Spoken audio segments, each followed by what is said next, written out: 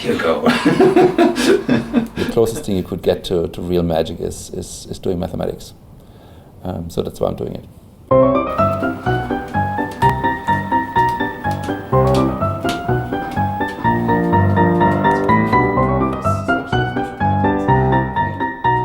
I'm originally from Germany. The city is called Würzburg. Image is river running through, vineyards on both sides, castle on the hill, cathedrals all over the place. I think they have like 40. Bishop's palace. It's a major, touristy place, and it's just beautiful.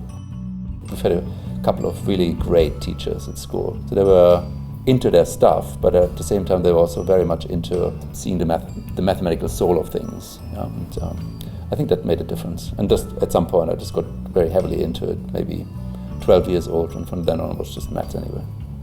There's like a pentagon here, a triangle here, a pentagon there, a triangle here, and it's actually one of those really famous Archimedean solids. And I've got a whole collection of these, like over the years. What you can do here is you can just fold it, it's just hinged like this, and it turns into an equilateral triangle like that. Some of the maths is actually quite messy. That's quite deep in some way, so it does something amazing. But at the same time, you can somehow capture the soul of what's going on and communicate it in an understandable way. Right? So that the person who listens to me or who looks at this thing eventually will say, aha, that's how it works. Right? If you kind of approach something in the right way, or you're led in a certain way to look at something, then things can kind of come together in a flash and give you this experience. What do you see in the middle? You see 7 spiral arms, okay? You see 7 spiral arms.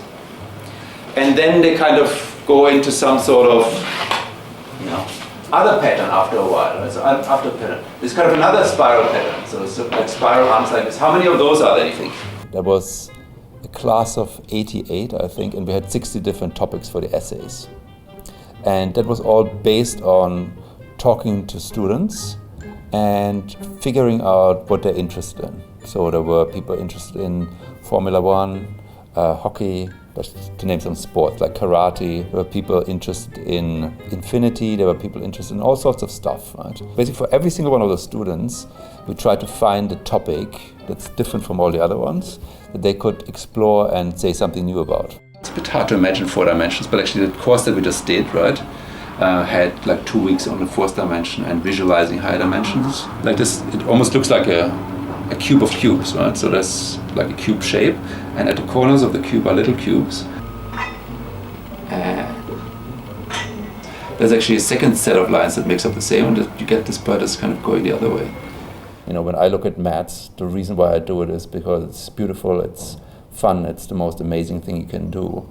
A lot of us have problems communicating this sort of thing. I mean, how do you get this across, right? You really have to work on it, because it's usually hidden, right? It's usually a lot of work to get to a place where you can appreciate this sort of stuff.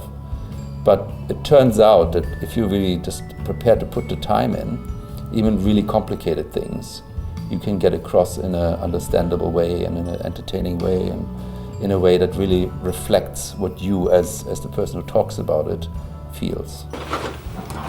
Not a didgeridoo. Lightsabers. Somebody living in the 2nd dimension. Some screaming balls. Okay. Now over here, maybe a whole universe would be good, but maybe I'll put this on top. That one definitely. Here. And I think we'll just put that one here on top, and then that should be good enough. Okay, good. Full.